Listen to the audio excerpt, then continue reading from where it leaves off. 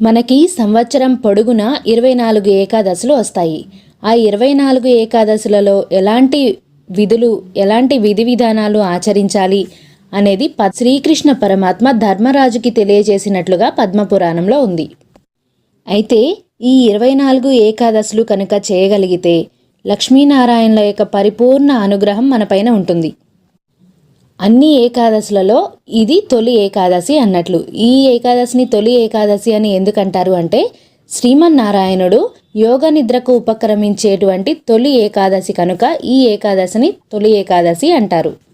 తొలి ఏకాదశిగా పిలువబడేటువంటి ఆషాఢ శుద్ధ ఏకాదశి నాడు యోగ నిద్రకు ఉపక్రమించిన శ్రీమన్నారాయణుడు భాద్రపద శుద్ధ ఏకాదశి నాడు ఒక పక్కకి తిరుగుతారంట. అందుకే దీనిని పరివర్తన ఏకాదశి అంటారు. అలాగే కార్తీక శుద్ధ ఏకాదశి నాడు శ్రీ మహావిష్ణువు నిద్ర నుంచి